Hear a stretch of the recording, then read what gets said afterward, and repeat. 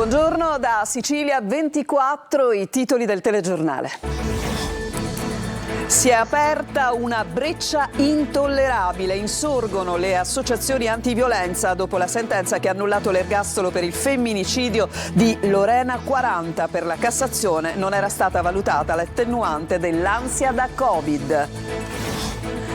Penitenziari sovraffollati in Sicilia, drammatica la situazione nei carceri del Lucciardone a Palermo. 4 detenuti in sciopero della fame, uno si cuce la bocca. Difficile la condizione delle recluse a Catania.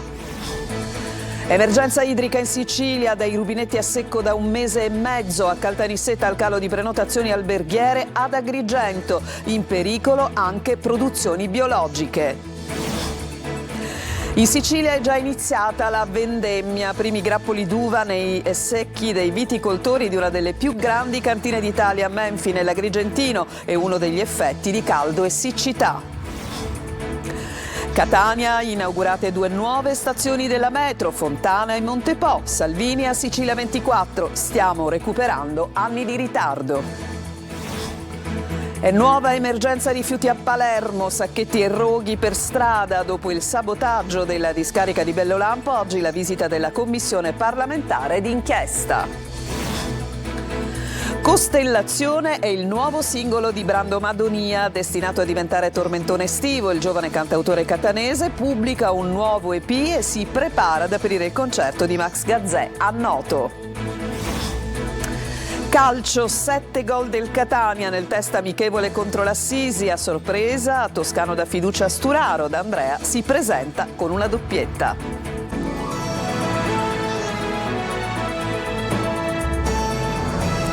Bentrovati e apriamo con il caso della sentenza della Cassazione che ha annullato l'ergastolo di un femminicida perché non era stata valutata l'ansia da Covid come attenuante. Insorgono le associazioni antiviolenza. Sentiamo Lorena Dolci. L'ha strangolata nella sua villetta di Furcisiculo, poi avrebbe tentato il suicidio, infine ha chiamato i carabinieri per confessare tutto. Ma dietro quella violenza potrebbe esserci stata l'ansia da Covid. A dirlo è la sentenza della Cassazione che ha annullato l'ergastolo per Antonio De Pace, reo confesso dell'omicidio della fidanzata Lorena 40. Era il 31 marzo del 2020, prime fasi della pandemia.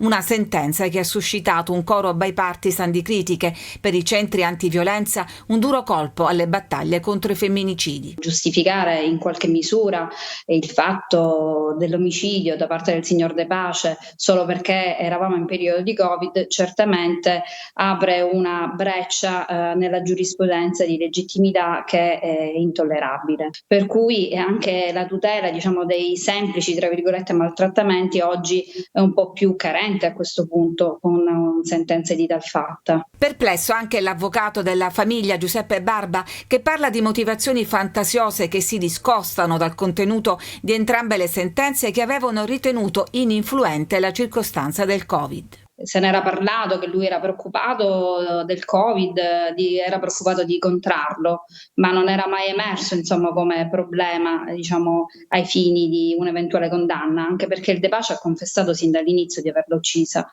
E quindi non si poteva immaginare questo, lo stato d'animo come un attenuante. Tra l'altro il primo precedente in Italia, non ce ne sono altri.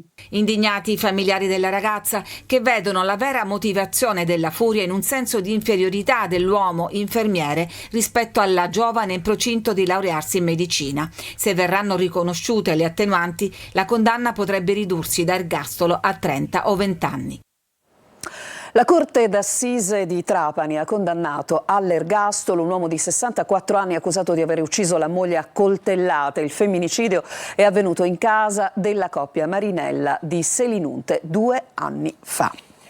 E veniamo alla drammatica situazione nelle carceri siciliane, una situazione davvero drammatica, quella del Lucciardone a Palermo. Ci sono 4 detenuti in sciopero della fame, uno di loro si è cucito la bocca. Difficile anche la condizione delle recluse a Catania. Sentiamo Giusy Lazzara.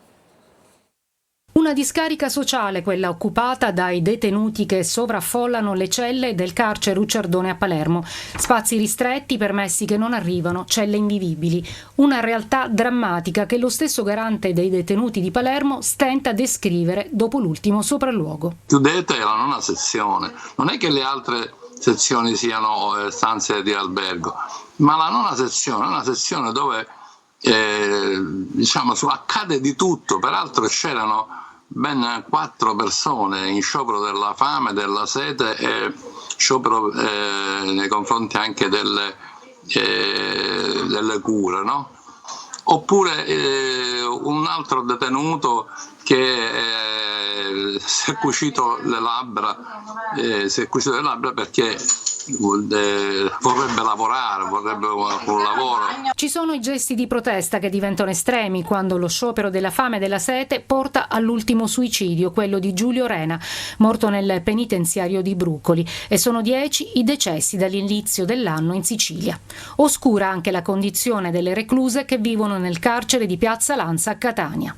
Si ritrovano a vivere una situazione che è pensata per gli uomini. Effettivamente a volte mancano anche i mezzi per reperire i prodotti di detergenza o gli assorbenti stessi che abbiamo donato, perché poi un altro problema ulteriore all'interno del carcere è che anche all'interno di questi posti emergono le disparità sociali ed economiche. Morire di carcere non solo per chi deve scontare una pena, ma anche per le guardie penitenziarie sotto organico. 6 i suicidi dall'inizio dell'anno in Italia. A Mazara del Vallo arrestati 3 giovani accusati di avere tentato di uccidere il ragazzo che a giugno era stato trasportato d'urgenza al pronto soccorso con ferite d'arma da taglio e diverse fratture. Sul cellulare di uno degli arrestati trovato anche il filmato dell'accoltellamento.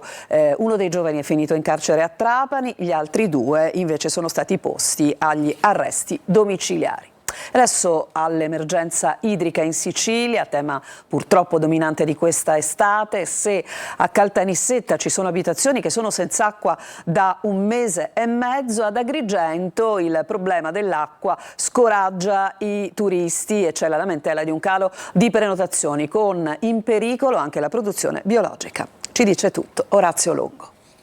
Sono esasperati a Caltanissetta. In contrada Nishima da 1 mese e mezzo sono senza acqua. In molti anche in città sono costretti a servirsi di autobotti che non sempre tra l'altro sono disponibili e che hanno pure aumentato i costi fino a 400 euro al mese per i proprietari di bar e ristoratori. Residenti che hanno organizzato un presidio di protesta in piazza con lo slogan "Vogliamo l'acqua". Quell'acqua che non c'è, e non solo a Caltanissetta come è noto. Una ordinaria emergenza che, come abbiamo visto, allarma in certi casi i turisti. 1 su 4 avrebbe deciso di disdire il viaggio nella nostra isola tra fine luglio e agosto, domandando addirittura se fosse fruibile l'acqua corrente negli hotel. E mentre il governo regionale monitora la situazione di Agrigento, un altro punto di vista è quello del prefetto della città dei Templi, Filippo Romano, che parla di problema contingente riferendosi all'emergenza idrica, puntando però l'attenzione anche su altri fattori, come l'utilizzo decennale e sconsiderato del territorio, abusivismo in primis. Da Catania l'associazione Abbetenea sottolinea che, nonostante alcune strutture della provincia non riescano a garantire adeguata fornitura idrica, la stagione turistica non sta patendo momenti di crisi, con un aumento dei visitatori stranieri. Punta il dito su altre emergenze come la spazzatura per le strade o la cenere. Ma non di solo turismo si vive, col Diretti Bio getta l'allarme sulle coltivazioni green, messe a dura prova dalla siccità.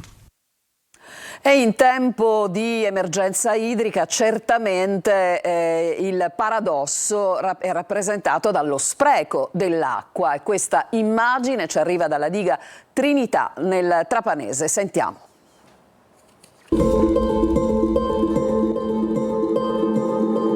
L'immagine paradossale di questa grave emergenza è questo lago nel Trapanese, il lago Trinità, la cui diga dovrebbe fornire acqua a 8.000 ettari di coltivazioni e che invece è costretta a gettare via in mare perché, nonostante sia stata costruita 60 anni fa, non è mai stata collaudata. Si parlava di emergenza fino a qualche settimana fa o il mese addietro, adesso è una vera e propria tragedia. Questo è invece il lago Fanaco nel centro della Sicilia. Come vedete non c'è più acqua e molti comuni agrigentini e nisseni sono a secco, un'altra cartolina grigia della siccità siciliana. La diga, non essendo collaudata, non potendo contenere l'acqua oltre un certo limite, dopo anche una piccola pioggia quest'acqua viene riversata in mare e vediamo dei vigneti, degli oliveti che hanno sete e l'acqua scorre finendo a mare. Noi potremmo sovrastare le difficoltà di 2-3 anni sicuro di siccità con le dighe piene, con la diga collodata, perché la diga contiene moltissima acqua. Ma le soluzioni ci sono, primi tra tutti i dissalatori, e ne abbiamo uno in particolare a Gela, in provincia di Caltanissetta, che ci costa qualcosa come 700.000 euro al mese. Lo abbiamo pagato 100 milioni eppure lo utilizziamo inutilizzato, abbandonato, sta cadendo in pezzi. La fine del mondo quasi la vediamo così da queste parti, perché è un declino lento e doloroso dove tu vedi vanificare tutto quello per cui hai faticato 12 mesi o in questo caso 9 mesi. Questo dunque è il paradosso, ma ci sono poi anche le ripercussioni e in questo caso la ripercussione di caldo e siccità è rappresentato anche per esempio dalla vendemmia anticipata, che è un fenomeno siciliano che ci racconta in questo servizio Adelaide Barbagallo. Siamo a luglio ed eccoli i primi grappoli d'uva pronti per diventare vino. Con un anticipo record in Sicilia ha preso ufficialmente il via la vendemmia 2024. Ad Agrigento, nell'area di Menfi, in contrada Puccia, i vendemmiatori della più grande cooperativa dell'isola hanno preso in mano le forbici e cominciato a staccare le uve. A determinare questo anticipo eccezionale di uno dei riti agricoli più affascinanti i cambiamenti climatici, caldo e siccità, con vigneti fioriti già ad aprile.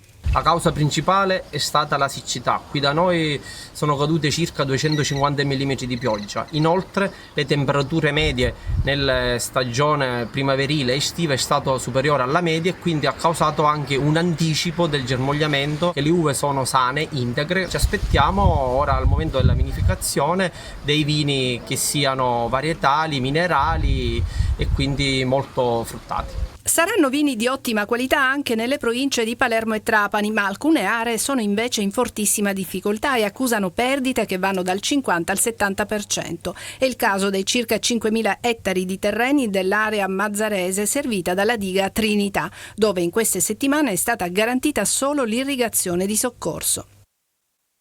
Allora, adesso ci occupiamo del caro traghetti. Sì, dopo il caro voli, raggiungere la Sicilia e partire dalla Sicilia in traghetto è diventato davvero molto oneroso per le famiglie. Tutto questo, tra l'altro, per un'isola in cui tante spiagge sono inquinate, come testimoniato dall'ultimo report di Legambiente. Il Codacons adesso ha deciso di presentare delle denunce in procura. Francesco Triolo. Non c'è solo il caro voli, nel periodo estivo raggiungere in traghetto le isole italiane è sempre più un salasso per le famiglie, con i costi e i collegamenti che possono raggiungere anche uno stipendio mensile di un lavoratore medio. Adiconsum ha realizzato uno studio sulle tariffe di alcune rotte tipiche estive che riguardano anche la Sicilia.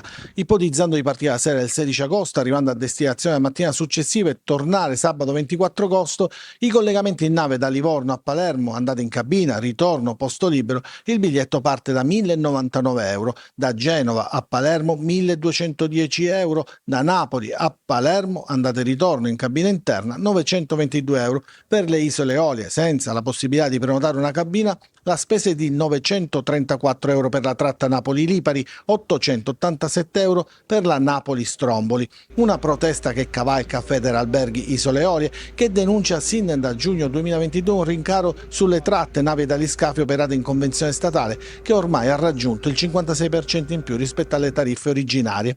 Tutto questo per raggiungere una regione dove diversi tratti di mare sono interessati da una forte contaminazione di batteri, come ha sottolineato anche l'ultimo report di Legambiente presentato con l'arrivo di Goletta Verde, tanto che il Codacons ha deciso di interessare le procure della Repubblica di Catania, Palermo, Trapani ed Agrigento per accertare le eventuali responsabilità per l'inquinamento ambientale e ha chiesto ai sindaci di predisporre ordinanze con il divieto di balneazione temporaneo nelle spiagge interessate dal grave inquinamento. Il Codacons ha chiesto inoltre l'intervento delle ASP competenti e dell'ARPA per procedere con nuovi campionamenti per verificare il rientro dei parametri nei limiti di legge.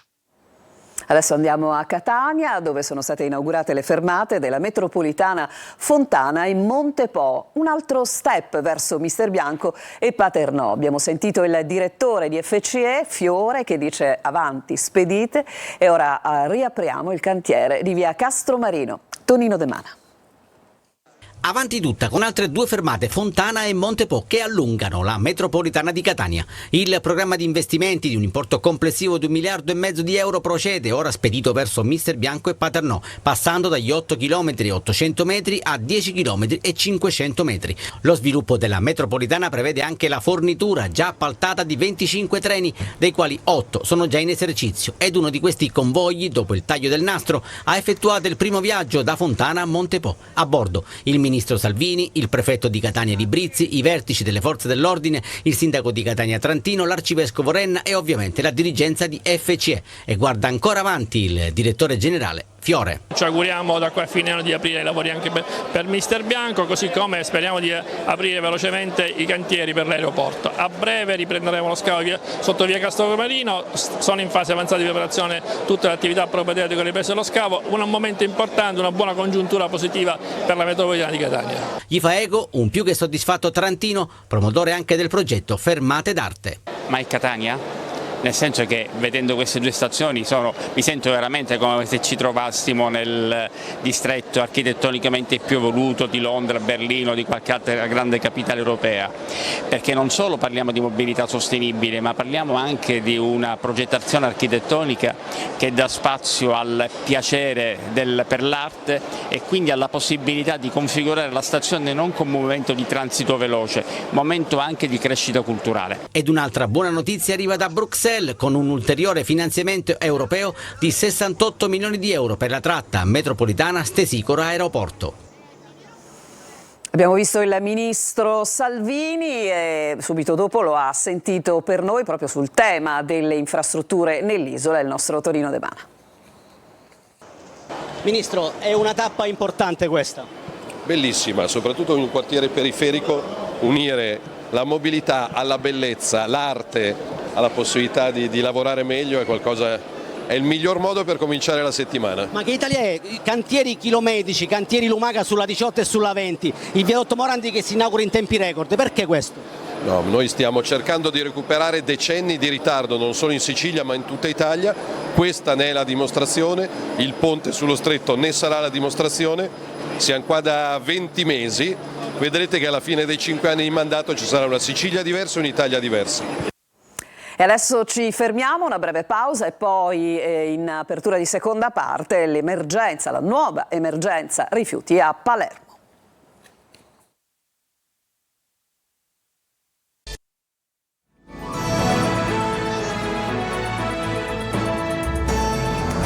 Siamo tornati in studio, arriva a Bello Lampo, la discarica pubblica che sovrasta Palermo, la commissione parlamentare d'inchiesta sul ciclo dei rifiuti.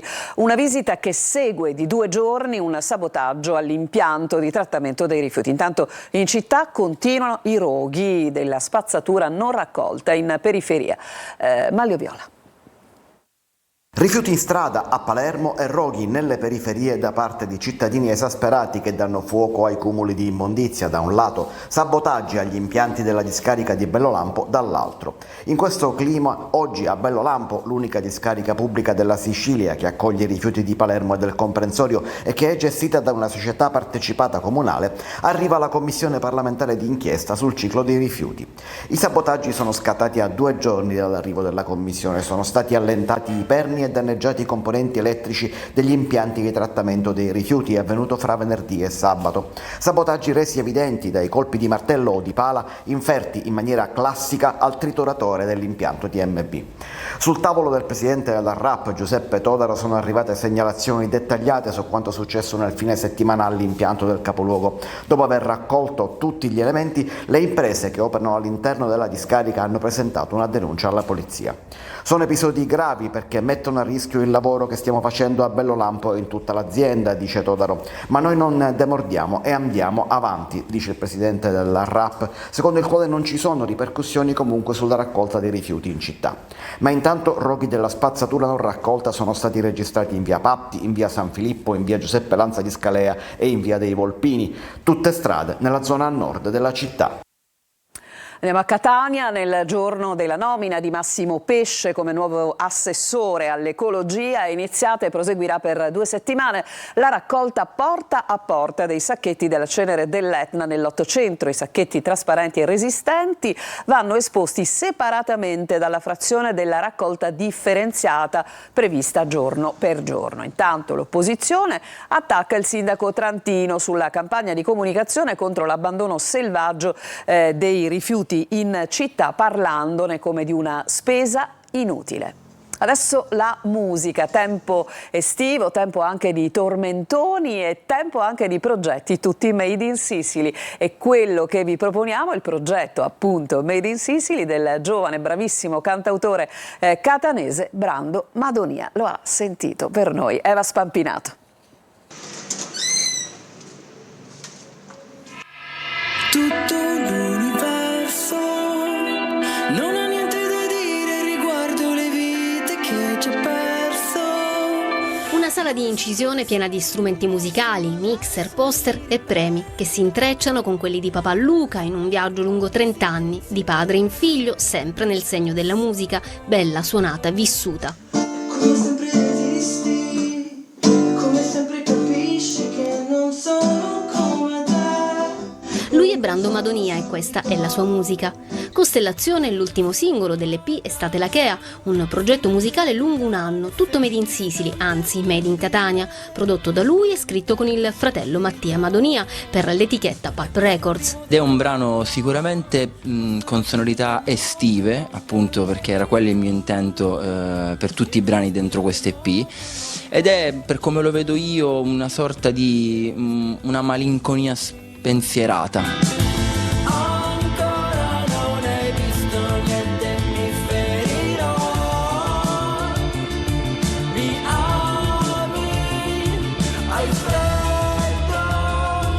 Trovato quest'idea di far uscire 4 EP stagionali, appunto partendo dall'autunno, ognuno con 5 brani e ognuno con un proprio mondo, cioè volevo distinguerli, anche proprio le sonorità le volevo distinguere. 34 anni, un animo gentile e la sensibilità di chi trasforma i pensieri in melodia. Ora è come se si parte prima dai social e poi si arriva alla musica. Mi sembra quasi come prima bisogna essere un po' influencer, una volta che hai l'attenzione per qualcosa allora puoi far sentire la tua musica. A fine agosto aprirà il concerto di Max Gazzè a Noto. Di tornare ad aprire un suo concerto in Sicilia, a Noto, davanti alla cattedrale, stupendo, non vedo l'ora.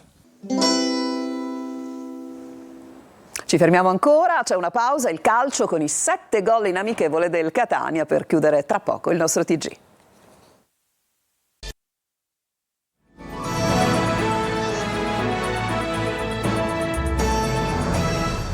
Ed eccoci al calcio, 7 gol per il Catania nel test amichevole contro l'Assisi a sorpresa. Toscano dà fiducia, Sturaro D'Andrea si presenta con una doppietta, il servizio. 7 gol alla prima uscita stagionale per il Catania che chiude la prima settimana di ritiro ad Assisi battendo 7-0 la formazione locale neopromossa nel campionato di prima categoria. Allo stadio degli Ulivi Enzo Boccacci davanti a 200 spettatori Mimmo Toscano manda in campo 13 elementi per una gara dalla durata ridotta 70 minuti. Si parte con il 3-4-2-1 con Furlan in porta, Gherardi, Di Gennaro e Quaini in difesa, Bois, Sturaro, Ditacchi e Castellini a centrocampo, Luperini e Carpani sulla tre quarti in appoggio ad Andrea. Nella ripresa spazio per Beters e Popovic che rilevano Furlan e Luperini. In panchina il giovane portiere lituano Laukzemis aggregato al gruppo. 4 gol nel primo tempo, la prima rete stagionale è di Bois che sfrutta un assist di Quaini. A segno anche Castellini, Luperini, Carpani, Popovic, mentre D'Andrea si presenta con una doppietta. Il prossimo impegno è fissato per sabato 27 luglio alle 18 sempre ad Assisi contro il Montegranaro. E ora sentiamo le prime impressioni di mister Toscano. Hanno fatto le poche cose che abbiamo provate durante questa settimana, ma l'hanno fatto con concentrazione, con attenzione, con impegno, nonostante i carichi di lavoro fossero pesanti. C'è tanto ancora da lavorare, Partiamo da una base della passata stagione dove bisogna alzare il livello per poter colmare il gap con le squadre competitive e diventare una squadra che competerà fino all'ultima giornata con le altre. Però vedo un buon atteggiamento che dobbiamo mantenere e migliorare giorno dopo giorno. Il Messina ha ufficializzato intanto l'ingaggio del centrocampista Diego Simonetta, classe 2002. Domani scatterà il ritiro dei giallorossi a Zafferana Etnea. In questo momento sono 5 i giocatori sotto contratto, ma il clima intorno alla società è pesante, con polemiche varie. Domani in piazza Municipio prevista la manifestazione dei tifosi che chiedono al presidente Sciotto di cedere il club. Di questo e di altro, certamente anche tanto calciomercato, si parlerà all'interno del Sicilia 24 Focus, oggi tutto dedicato al calcio, quindi lascio la linea ad Angelo Gagliano e vi do appuntamento con l'informazione su Telecolor alle 19.